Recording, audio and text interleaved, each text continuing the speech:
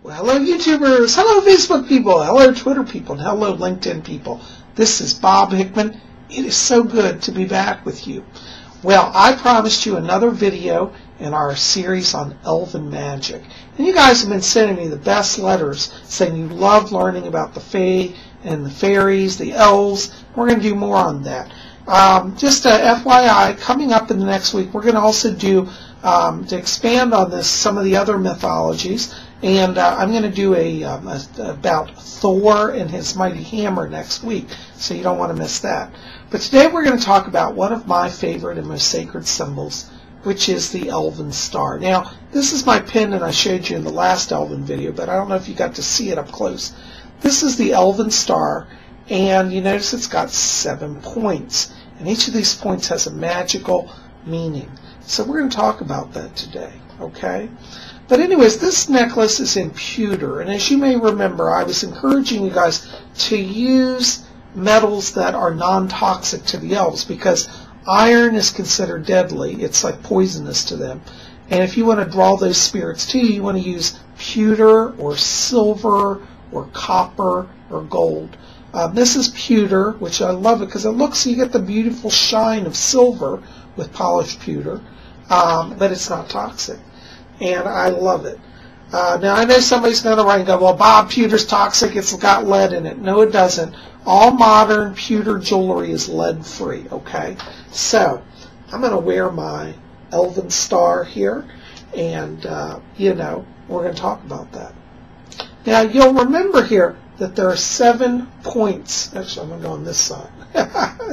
I'll put it up here. It's 7 points. I never know where I'll be looking on the Elven star. And each of these have a mystic meaning. And I wanted to go through those meanings. Now, the 1 point of the star is to represent the sun. Because we know that in the balance of life, the sun is all important. Okay? The sun also represents the masculine energies of God. And in the Celtic tradition, it represents Cernunnos, or Hern. And they're connected to the sun energy, as well as the woodland energy. And that brings us to our second point. The second point on the star is the wood, meaning the woodland. And those of us who work with Elven magic and Elven energy know that it's in nature and in the harmony of the woods that we'll find the Elven kingdom. So, you know, if you're interested in working with the elves, you want to kind of really think about the woods and spend some time there, okay? One of the other points here on the stars represents the sea, okay? Because it's from the ocean that the Great Mother's power comes and all life.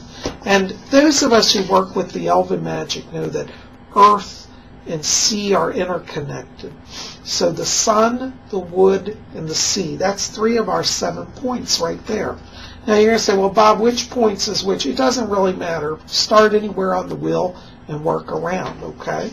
Now, the next point is magic, because it is believed that many of our magical tradition were taught to humans from the Elven kingdom.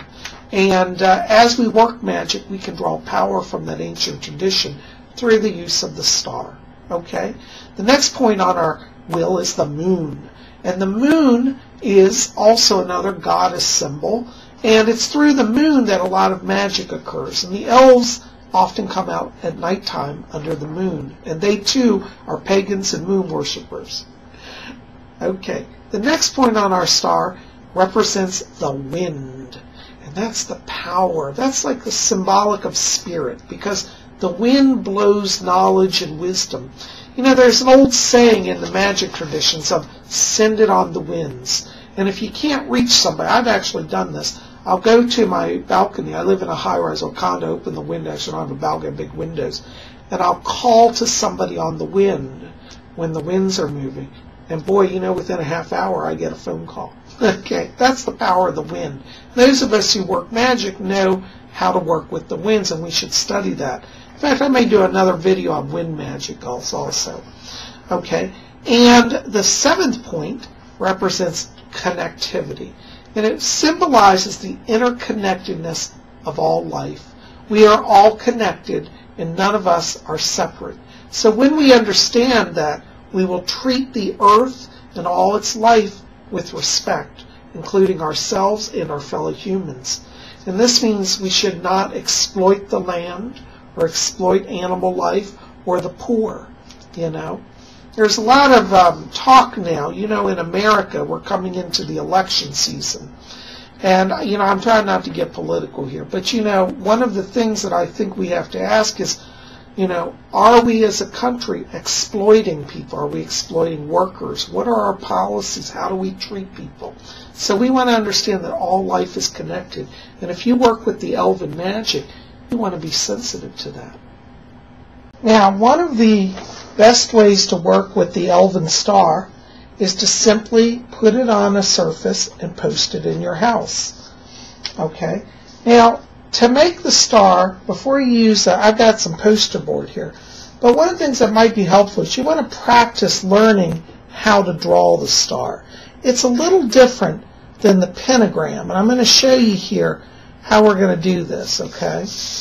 Now, when you draw the pentagram, now you have to forgive me, I'm left-handed, so you guys may do it a little differently, but I'll show you kind of a general idea here.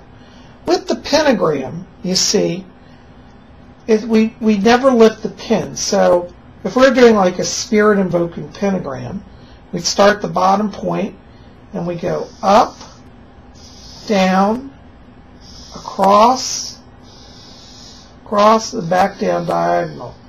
And we can do the pentagram in one simple movement. And as you can see, we have not lifted our pin.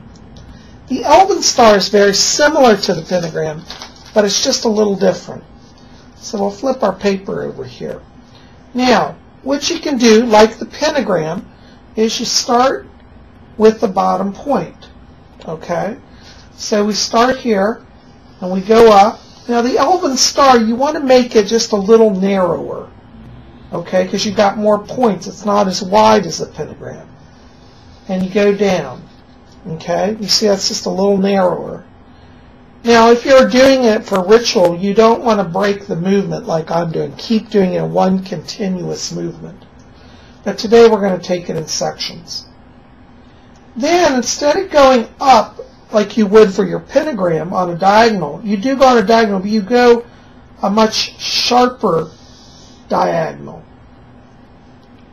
Okay? Then you come back down like that, go across, then you go up again to a sharp diagonal, and then come back down. Now, as you can see, because I lifted my pin, I'm a little off. But basically, that's the outline of how to make an Elven star. Notice, pentagram, 5 points. Elven star, 7 points. So we can try that again, all right? This is how it would look.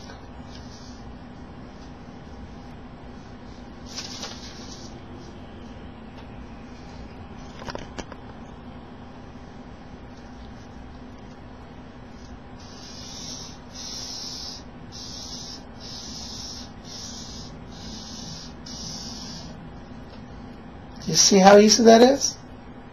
And as you practice, you can get more refined. My stars aren't by any means perfect, but remember, it's the intention that counts. Now, what we want to do is make one for our home. Actually, because I have a large piece of a poster board, I'm going to fold it into quarters. So we'll fold the first into half, and then we'll fold it again lengthwise in half. Now what that will give us is a nice divided page of 4 quarters. Now we can make 4 stars here, and then we'll have them for different rooms in our home if we want. Now you can use any color poster board. I just happen to have orange here today because that's what was available in my local store. But if you want, you can do this in any type of paper or color. So we're going to make our first star. So what you want to do is meditate as you do this. So call upon the elves, and as you trace your septagram, your elven star, you visualize light coming from your pen, and try to visualize the power that is flowing.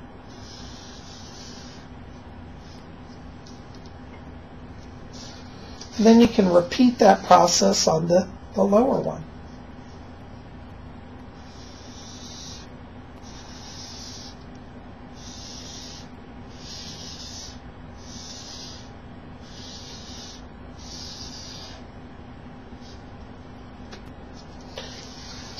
And then continue that until you have as many made as you want. I'm going to do 4 here, but you can do more than 4. And remember, the whole time, call upon the elven powers and let them come and be part of your charm making.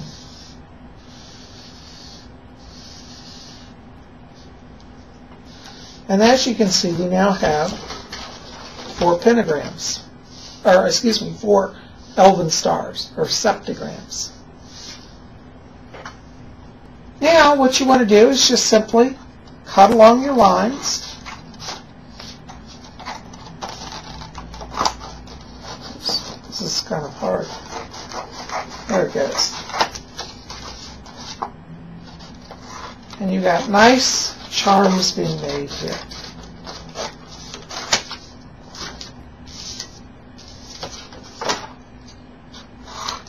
You see, to do magic doesn't require a lot of money.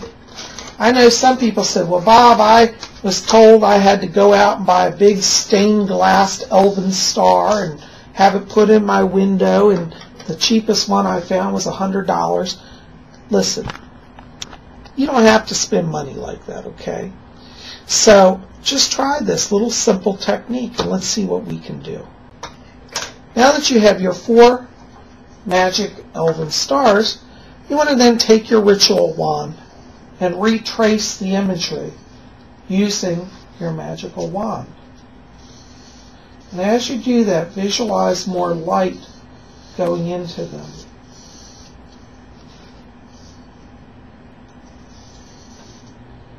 You might even chant something like, "Here this elven star I lay, protection now by night by day. Here this elven star I lay, protection now by night by day." And see light filling and feel the vibration.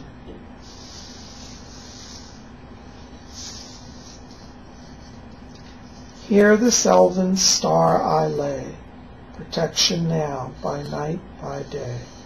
So mote it be. Feel the stars, sense their power. And if you feel like one needs a little extra boost, just retrace it. Here this elven star I lay, protection now by night by day.